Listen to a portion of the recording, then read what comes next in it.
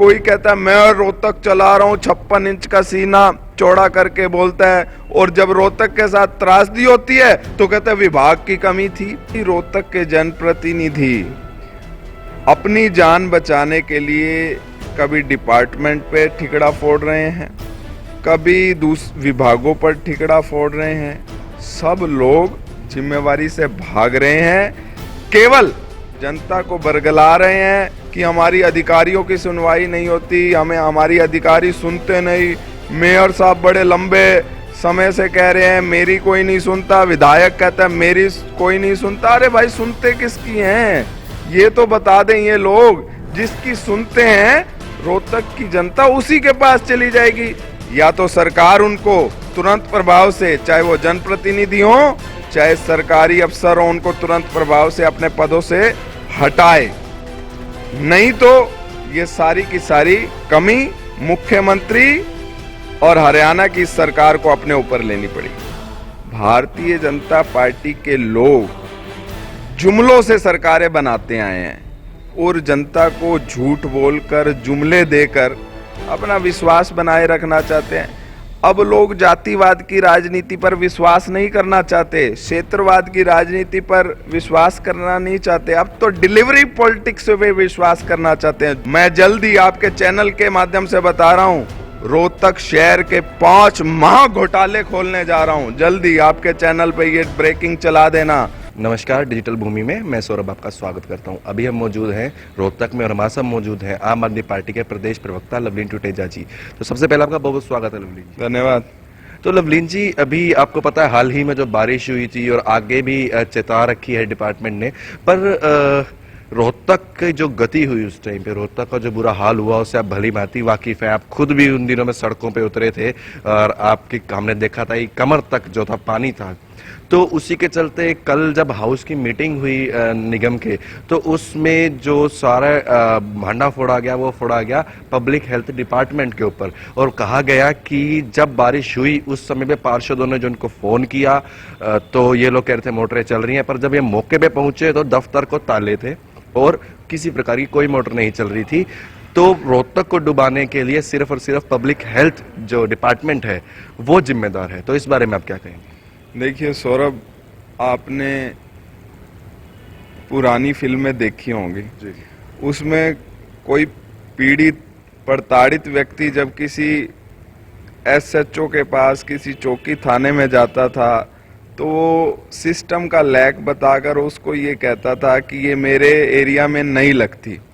वैसे ही रोहतक के जनप्रतिनिधि अपनी जान बचाने के लिए कभी डिपार्टमेंट पे ठिकड़ा फोड़ रहे हैं, कभी विभागों पर ठिकड़ा फोड़ रहे हैं।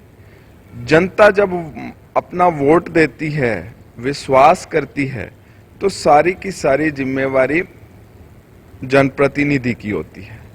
दिक्कत रोहतक की ये है, रोहतक का कोई वली वारिस नहीं रहा। जो लोग ये कहते हैं कि मैं रोहतक चला रहा हूं, वो भी विभाग को जिम्मेदार ठहरा रहे हैं। हैरानी की बात यह है कि जब जनता इतनी पीड़ित है और जनप्रतिनिधि भी उतने ही पीड़ित हैं, ये टोटल सारी जिम्मेवारी सरकार की और सरकार के मुखिया की है। अंधेर नगरी चौपट राजा। आज पूरे प्रदेश के हालात ये हो चुके हैं, कोई जनता की जिम्मेवारी लेने को तैयार नहीं है। और रही रोहतक के सिस्टम की बात, रोहतक में मौसम विभाग द्वारा पहले से भविष्यवाणी कर दी गई थी कि बारिश होगी। ना तो यहाँ के जनप्रतिनिधि जागे, ना यहाँ के विभाग जागे।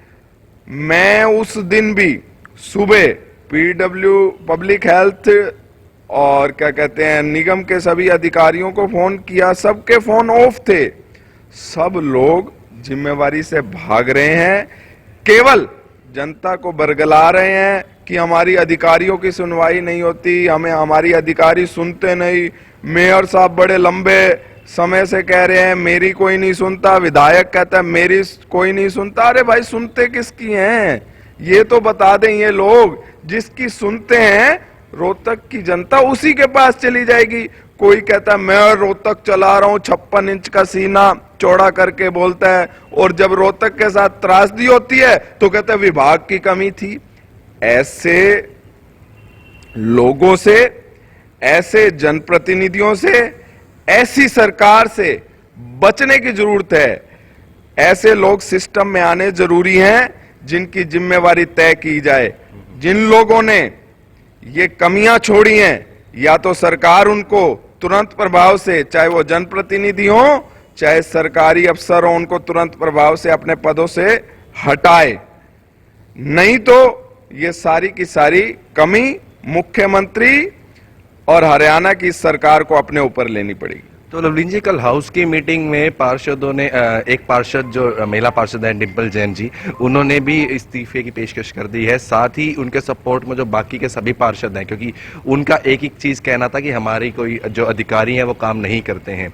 तो अगर 5 से 7 दिन के अंदर जो अधिकारी हैं उनके खिलाफ एक्शन नहीं लिया जाता तो ये सभी के सभी इस्तीफा दे देंगे। तो इस बारे में आप क्या कहते हैं? मुझे लगता है ये अनर्गल बातें हैं। पानीपत में भी भाजपा के कुछ पार्षदों ने ऐसी नौटंकी की थी। जनता ने आप पर विश्वास किया है, आपके कैलिबर पर विश्वास किया है। आपने जनता को क्या लुटाया? आपके इस्तीफा देने से अगर आप अपनी जिम्मेवारी से बच सकते हो तो तुरंत प्रभाव से इस्तीफा देना चाहिए। मीडिया को, मीडिया के सामने आकर केवल कागज दिखाकर इन बातों से पेट नहीं भरेगा जनता का। जनता चाहती है कि 5 साल में एक बार चुनाव होता है और वो अपने जनप्रतिनिधि चुनती है, और ईमानदारी से जो जनप्रतिनिधि काम करेगा वहीं आगे बढ़ेगा।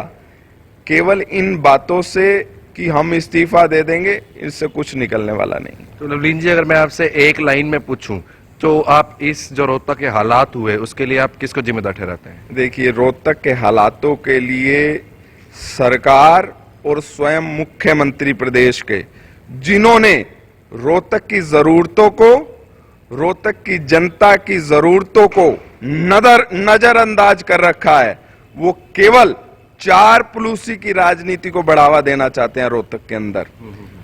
जिन लोगों को चुना है जनता ने, उनको काम करने का अवसर नहीं देना चाहते, और जो चुने गए हैं वो भी जनता के प्रति अपनी जिम्मेदारी, जवाबदेही को फिक्स नहीं कर पा रहे। लवलीन जी, साथ ही हम अभी जैसे आप देख भी रहे हैं, हम पार्षदों से मिल रहे हैं अलग अलग वार्ड में जाके, उनकी वार्ड की समस्याएं जो लोग उनके सामने रख रहे हैं। तो उसी बीच हमारी एक पार्षद हैं सुरेश किराड़ वार्ड 6 से, उनसे बातचीत हुई, राधेश्याम ढल हैं, उनसे हमारी बातचीत हुई।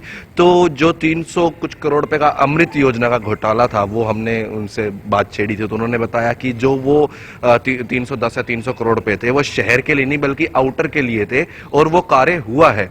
तो उन्होंने कुछ जगह भी गिनवाई थी हमारे को, इवन जो सुरेश किराड़े हैं बोले मेरे वार्ड में भी कार्य हुआ है। तो इस बारे में आप क्या कहेंगे? उनका वार्ड क्या रोहतक से बाहर है?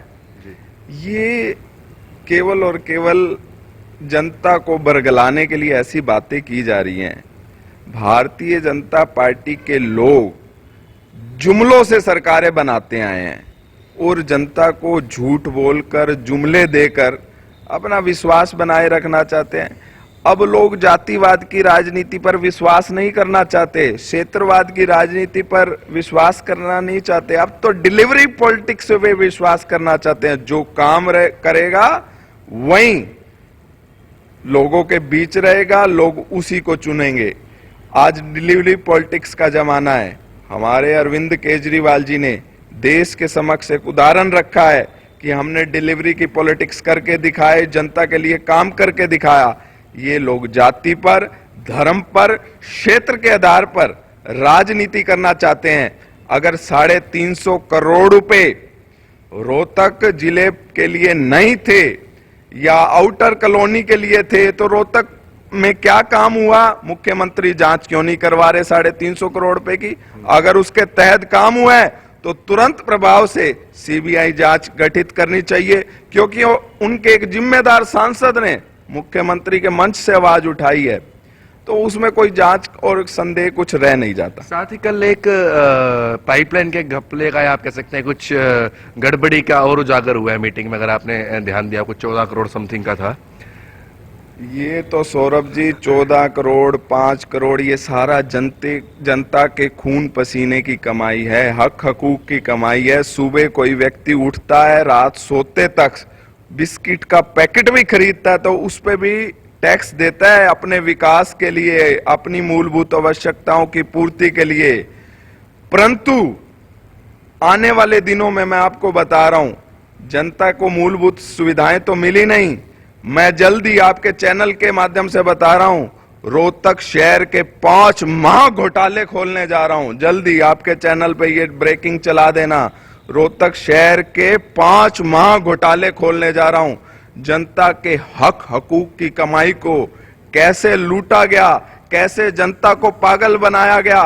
जो लोग 14 करोड़ की पाइपलाइन का मामला उठा रहे हैं वो अपनी ईमानदारी पर भी स्पष्टीकरण दें कि उन लोगों ने सत्ता में बैठ के जनता के लिए क्या किया। तो लवलीन जी, साथ ही अगर आप लोग की सरकार बनती है तो अहम मुद्दे या कहेंगे सबसे पहला मुद्दा इस तरह का जो मेन मुद्दे होंगे क्या रहेंगे? निश्चित रूप से आम आदमी पार्टी को आम आदमी मौका देगा और 2024 में मैं आपके चैनल के माध्यम से कह रहा हूं, हरियाणा के अंदर आम आदमी पार्टी की सरकार बनेगी। हमारी प्राथमिकता इस देश के नौजवान बच्चों को रोजगार मिले, देश के बच्चों को अच्छी शिक्षा मिले, देश के हर जनमानस को मूलभूत सुविधाएं मिले, हर जनमानस को स्वास्थ्य सेवाएं अच्छी मिले, अच्छे हॉस्पिटल मिले, अच्छे मोहल्ला क्लिनिक मिले। और ये दिन दूर नहीं है कि हरियाणा में भी जिस तरह पंजाब और दिल्ली में हमारी सरकारें बनी हैं और लोगों को सुलभ व्यवस्थाएं मिल रही हैं, उसी तरह हरियाणा में भी मिलेंगी। तो ये थे आम आदमी पार्टी से प्रदेश प्रवक्ता लवलीन टुटेजा जी। इसी के साथ राज्य व शहर की नई ताजी खबरें जानने के लिए जुड़े रहें डिजिटल भूमि के साथ। धन्यवाद।